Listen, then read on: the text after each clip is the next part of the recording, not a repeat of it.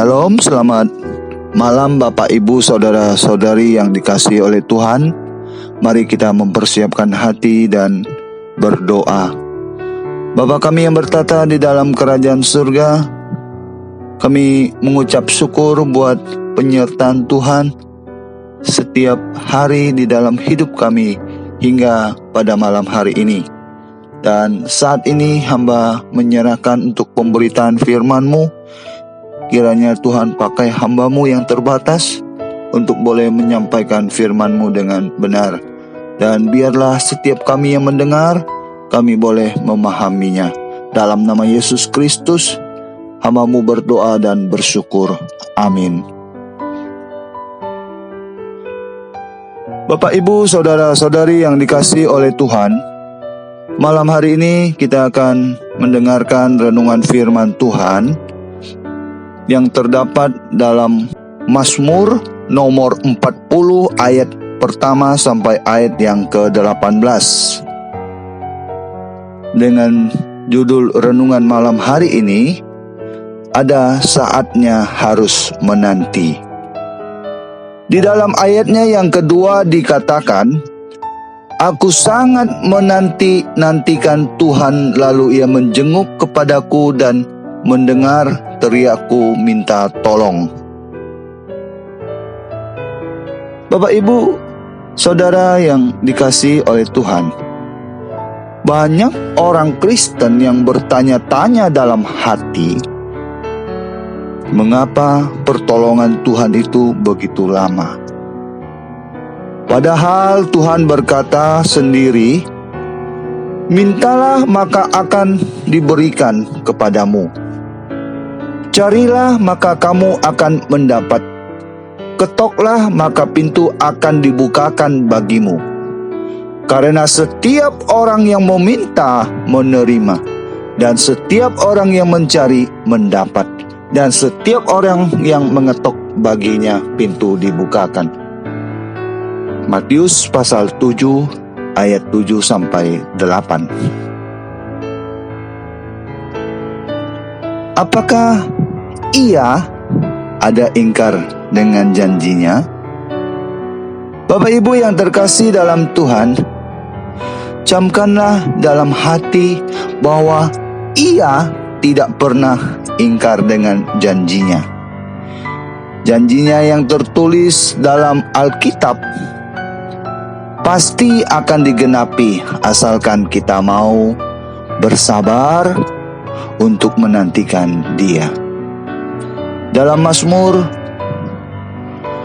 nomor 40 ayat 2 sampai ke 4. Ini adalah isi dalam kesabaran Daud dalam menantikan jawaban dari Tuhan. Daud begitu percaya bahwa cepat atau lambat doanya pasti dijawab oleh Tuhan. Karena Tuhan dekat pada setiap orang yang berseru kepadanya, pada setiap orang yang berseru kepadanya dalam kesetiaan. Mazmur nomor 145 ayat 18. Terkadang doa kita dijawab Tuhan dalam waktu singkat. Namun ada kalanya juga doa kita dijawab oleh Tuhan dalam jangka waktu yang cukup lama. Seperti Abraham yang harus menunggu selama 25 tahun untuk mendapatkan Ishak. Namun yakinlah bahwa di dalam Tuhan tidak ada jalan buntu. Kita tidak perlu takut pada jalan buntu, Bapak Ibu yang dikasihi oleh Tuhan. Karena semua orang pasti pernah mengalami tidak ada jalan bagi masalah yang dihadapi. Kita harus ingat bahwa bagi kita, orang percaya, orang-orang yang dikasihi Tuhan, selalu ada jalan keluar. Oleh karena itu, Yosua pasal 1 ayat 9 berkata,